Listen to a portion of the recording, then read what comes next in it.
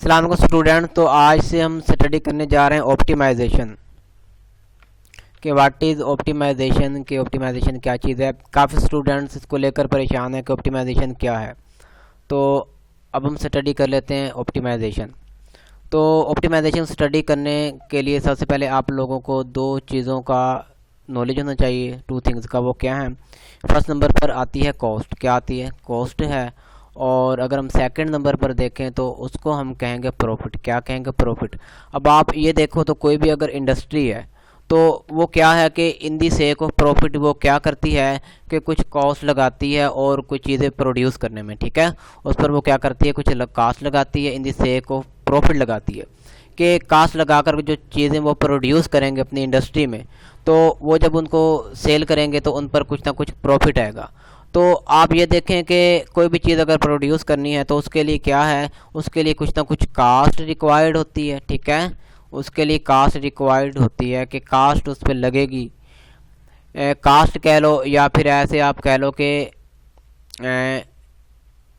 इसको कह लो आप एफर्ट। क्या कह लो?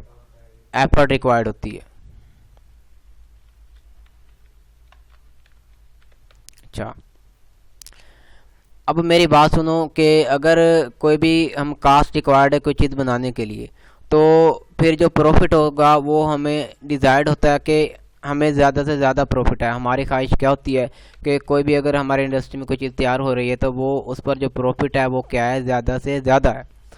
तो अगर हम कोई भी अगर एफर्ट लगाते हैं कोई चीज़ प्रोड्यूस करने में तो हमें इसलिए लगाते हैं ताकि हमें उसमें से कोई ना कोई बेनिफिट मिले। तो ये जो प्रॉफिट है, ये जो बेनिफिट है, हम ये कहते हैं कि हमें ज़्यादा से ज़्यादा हासिल हो, ठीक है। हम क्या करते हैं कि प्रॉफिट को हम ज़्यादा से ज़्यादा कहते हैं कि इसको मैक्सिमाइज़ करने की कोशिश करते हैं कि जो प्रॉफिट है हमें ज़्यादा से ज़्यादा मिले।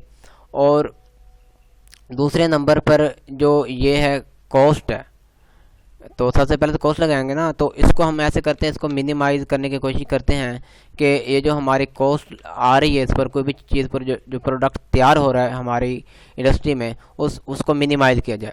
तो अब इस प्रॉब्लम का बेस्ट सोल्यूशन जो होता है, जो बेस्ट रिजल्ट होता है, उसको कहते हैं ऑप्टिमाइजेशन।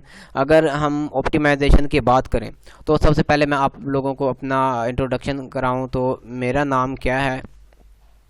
मेरा नाम है मोहम्मद जावेद हाशमी है, ठीक है। और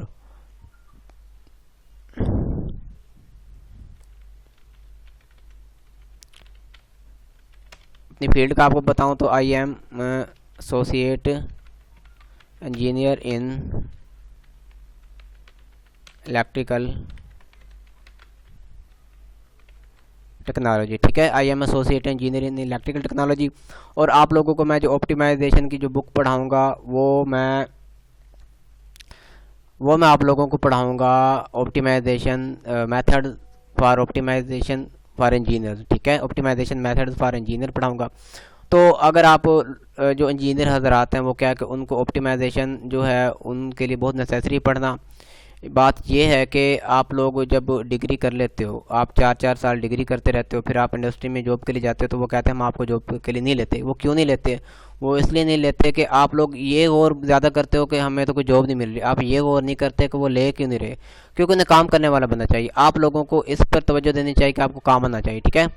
अगर कोई भी भाई अगर कोई भी अगर इंजीनियरिंग या कोई भी इस ऐसे शोबे से कोई भी अगर एजुकेशन हासिल कर रहा है तो उसको ये चाहिए कि एक टाइम वो इंस्टीट्यूट में जाए और दूसरे टाइम उसे किसी इंडस्ट्री में टाइम देना चाहिए, ताकि जैसे उसकी डिग्री हो तब तक उसे काम आ जाए, ठीक है, ताकि उसको जॉब मिल सके। आप ये याद रखना कि जिस दिन आप लोगों को काम आ जाएगा ना, तो आप लोग ये नहीं कहेंगे कि हमें जॉब नहीं मिलती। आप लोग ये कहेंगे कि इंडस्ट्री अब हमें बुला रही है कि आओ भाई यहाँ पे जॉब करो, ठीक है। तो आप काम करने वाले होने चाहिए, तो आपको जॉब ज़रूर मिलेगी। तो बात यह है कि हाँ, अब हम ऐसे करते हैं कि अब हम इसकी करते हैं डेफिनेशन एक प्रॉपर वे में। अब हम इसकी डेफिनेशन करेंगे कि इसकी डेफिनेशन क्या बन सकती है, ठीक है। तो हाँ, सबसे पहले मैं ये बताऊं कि ये बुक है, ये ऑप्टिमाइजेशन मेथड्स फॉर इंजीनियर्स है, एनवीएस राजू के लिखे बहुत अच्छी बुक है। और ये मैंने भी पढ़ी है। जब आप पढ़ेंगे तो आपको बहुत आसान लगेगी और आप प्रॉपर तरीके से इसको तैयार कर पाएंगे, ठीक है। तो आइए जब हम आते हैं ऑप्टिमाइजेशन की डेफिनेशन पे। कि ऑप्टिमाइजेशन है क्या, ताकि आपको ना थोड़ा आपको नॉलेज हो जाए ऑप्टिमाइजेशन के हवाले से, इसलिए मैं आपको डेफिनेशन कराना मुझे ज़रूरी लग रहा है। ठीक है, अच्छा। अब बात ये है कि अगर हम ऑप्टिमाइजेशन की डेफिनेशन करें तो ये है जी,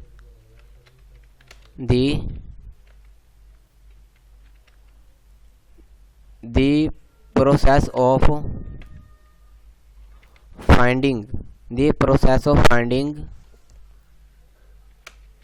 the best the process of finding the best result, मतलब हमें तो बेस्ट रिजल्ट चाहिए ना, जो हमें इसका रिजल्ट चाहिए, जो भी हम चीज़ तैयार कर रहे हैं इंडस्ट्री में, तो इसका हमें बेस्ट रिजल्ट चाहिए।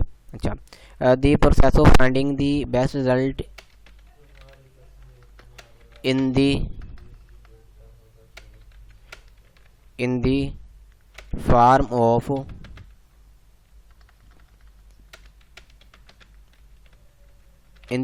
Of minimising the effort required, जो कि हमें एफर्ट रिक्वायर्ड होगी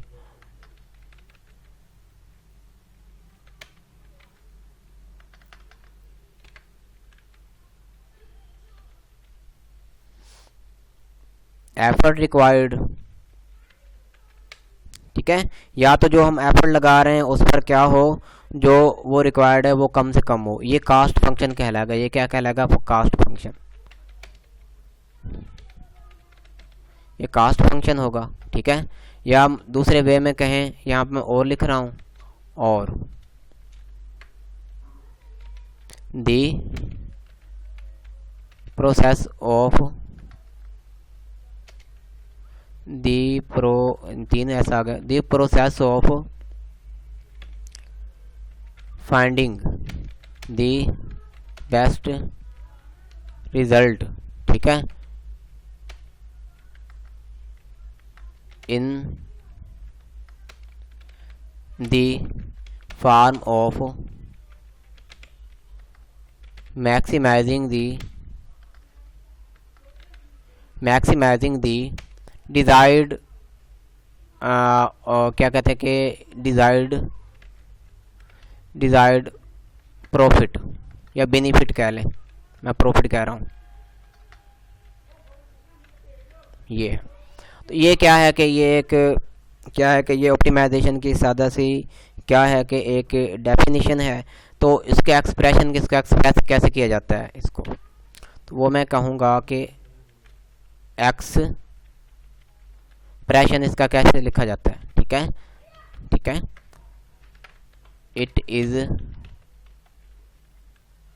एक्सप्रेस्ड, ठीक है, it is expressed in the form of decision variables. ठीक है,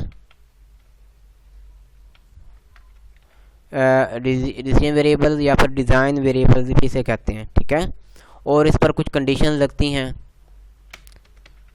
अंडर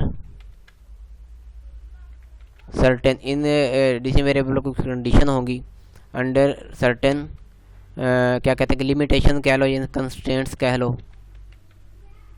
कंस्ट्रेंट्स। ठीक है, अंडर सर्टेन कंस्ट्रेंट्स, कुछ इस पर क्या है कि एंड और अंडर सम कंडीशन भी हो सकती हैं।